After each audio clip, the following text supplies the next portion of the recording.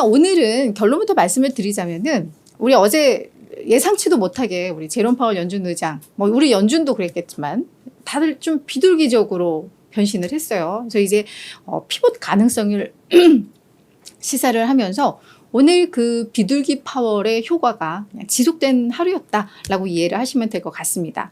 사실 이제 그 이후에 나오는 재료들도 계속해서 이 시장이 올라갈 수밖에 없게끔 만드는 재료들이 또 계속 나오는 것 같아요. 그래서 아마도 우리 제롬 파월 연준 의장이 결국 산타 역할을 했고 아마도 산타 랠리는 이어지지 않을까 하는 기대감을 또 하게 되는데, 자, 먼저 지수부터 보도록 하겠습니다. 다우지수는 0.4% 올랐고요. S&P는 0.3, 나스닥 지수는 0.2% 올랐습니다. 다우는 어제 사상 처음으로 37,000포인트 돌파하면서 사상 최고가 찍었는데 이제 올라가면 올라갈수록 계속 사상 최고가 경신 뭐 이런 상황입니다. 그래서 지금 증시 흐름은 상당히 좋다라고 보면 될 것 같습니다. 특히나 지금은 결국은 그 연준의 피봇, 그러니까 지금까지는 동결을 했다면 이제 약간 내년에는 우리 금리도 한 3번 정도 인하할 수 있어 라는 걸 시사를 했기 때문에 이러한 어떤 정책의 변화, 그 이유는 그 결과는 결국 금리를 인하하겠다라는 거기 때문에 금리에 민감했던 종목들, 그동안 고금리로 인해서 정말 어려움을 겪었던 그런 섹터, 산업에서의 반등세가 두드러지게 나타나고 있죠. 그러면서 지금 태양광주들, 그동안 정말 힘들었잖아요. 죽었잖아요.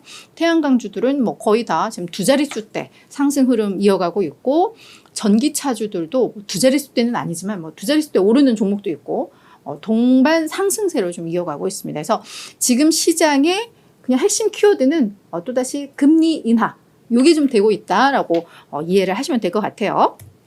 자, 그럼 제가 증시에 긍정적인 재료들이 되게 많았다 했는데 어떤 것들인가 좀 보도록 하겠습니다.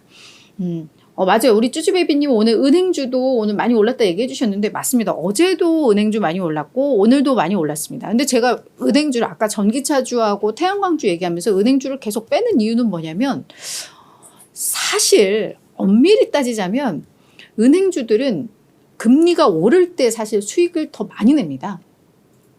왜냐하면 예대마진 같은 경우에도 은행들이 다 그렇잖아요. 국내 은행들도 대출금리는 시장금리 따라서 막 올려.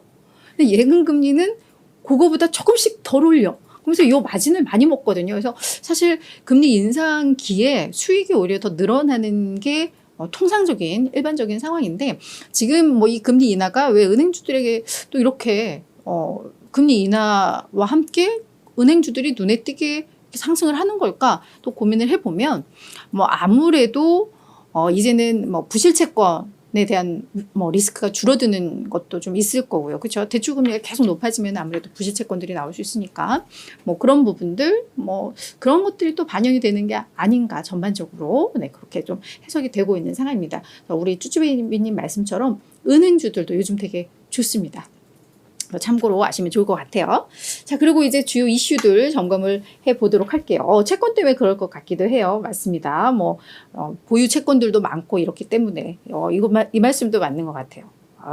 네, 쭈쭈베이비님도 시장에 대해서 정말 관심 많이 갖고 계시고 열심히 또 공부도 하시고 그러신 것 같아서 저희께 글 남겨주시면 저희도 많이 도움이 돼요. 너무너무 감사드려요.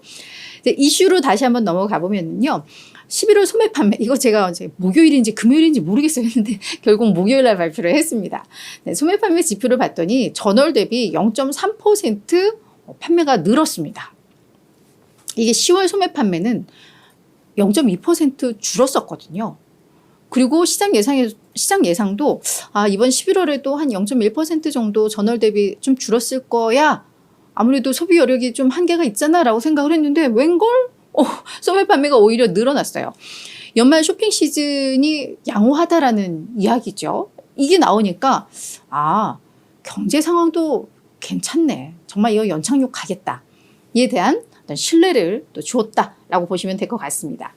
그리고 주간 신규 실업수당 청구 건수도 20만 2천 건. 이게 전주가 22만 건이었고 시장 예상도 22만 건 나왔는데 훨씬 더 줄었어요. 10월 중순 이후 최저치입니다.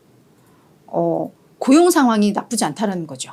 네, 실업 상태에 처음 빠져가지고 저 수당 좀 주세요 하는 사람들이 예상보다 덜하다라는 거니까. 그래서 인플레이션은 점점 완화되고 있고 경제는 생각보다 견고하게 유지되고 있고, 그러니까 우리가 진짜 원하는 그런 최상의 시나리오가 지금 계속 나오고 있어요. 이게 언제까지 이제 지속될지가 관건이긴 한데 괜찮습니다. 그래서 간밤에 나온 재료들 다 좋았어요. 그러다 보니 10년물 국채 수익률 와 이제 4%대마저도 하향 이탈을 했습니다. 그래서 지금 3.924까지 떨어졌어요.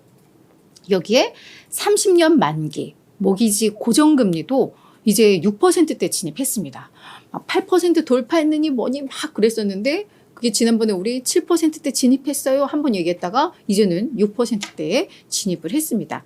이렇게 되면은 이제는 주택 경기도 이제는 좀 기대할 만하다라고 또 볼 수가 있겠죠. 그래서 간밤 나온 재료들 정말 뭐 별로 나쁜 게 없었다라고 보시면 될 것 같습니다. 자, 이 대목에서 이제는 이제 또 투자의 팁을 줄 수 있는 그런 내용들도 저희가 좀 고민을 해봤는데 지금 머니마켓 펀드의 자금이 거의 6조 달러에 육박하고 있다고 합니다. 미국 시장에서요. 이 자금이 그럼 앞으로 어디로 향할까? 이게 또 월가에서는 상당히 궁금해하는 분석 주제가 되고 있습니다. 투자회사 연구소라는 곳에서 지난 12월 6일 기준으로 해서 요 MMF 총 자산을 집계를 해보니까 이게 5조 9천억 달러. 1월 말에 이게 4조 8천억 달러였다고 해요. 그러니까 지금 거의 1년 새 1조 1천억 달러가 MMF로 자금이 많이 쏠린 거죠. 뭔가 불확실했죠. 경제에 대해서도 그랬고 금리에 대해서도 그랬고. 근데 이제 금리가 막 높아지니까 MMF 펀드에 이거 그냥 사실은 대기 자금이잖아요. 그냥 하루 이틀 넣어놓다가 어디 내가 투자할 때 있으면 찾아가는 약간 그런 대기성 자금인데 이게 연수익률이 뭐 5%를 넘어서 뺄 이유가 없죠. 너무너무나 안전한 자산인데 연 넣어놓으면 5% 이상의 금리를 받으니까. 그러니까 자금들이 일로 많이 쏠렸죠. 그러다가 이제 금리 인하 신호들이 나오기 시작하면 여기서는 이제 자금이 나올 가능성이 있습니다. 그러면 이제 그게 어디로 자금이 갈 것인가가 이제 우리들이 궁금해하는 내용인데, 자, 그 내용을 보면 그 리토츠 웨스 매니지먼트 자산운용사인데요. 여기에 조시 브라운이라는 요 CEO가 그 자금 상당 부분은 이제 배당주로 갈 것 같아 라고 이야기를 하고 있습니다. 그래서 아마도 그 근거에 왜 배당주로 가는지에 대해서는 명확히 얘기는 하진 않았지만 일단 MMF의 어떤 수익률에 대한 그 매력이 이제 점점 낮아질 가능성이 있고, 그리고 뭐 이 정도의 이제 배당을 좀 주면서 좀 더 안정적으로 운영할 수 있는 비슷한 성격으로 자금이 간다면 결국은 이건 배당 관련 주로 갈 수 있다라고 해석을 하는 것 같아요. 그래서 배당 관련 ETF들도 보니까 최근에 많이 올랐더라고요. 그래서 여기에 자금 좀 갈 거고, 배당 귀족주라고 하고 할 수 있는, 그러니까 25년 동안 25년 이상 계속해서 매년 배당을 늘려왔던 기업들, 대표적으로 맥도날드, 코카콜라, 엑슨모빌들이 있습니다. 그래서 요 기업들, 그리고 계속해서 높은 배당 성장을 보여주고 있고, 성장 계속 최근 들어서라 이게 25년 연속 이러진 않았어도 최근에 눈에 띄게 배당을 계속 늘려주고 있는 기업들, 그리고 풍부한 잉여 현금 흐름, 현금 자산을 확보하고 있어서 이 잉여 현금이 배당의 원천이잖아요. 그런 기업들도 매력이 높아질 수 있다라고 했는데 CV 헬스라던가 뭐 퀄컴 이런 기업들을 또 예로 들어놨더라고요. 그래서 이런 기업들 앞으로 좀 주목하자라는 이야기들이 있었으니까 이건 우리 그냥 투자의 팁으로 알고 넘어가시면 좋을 것 같습니다.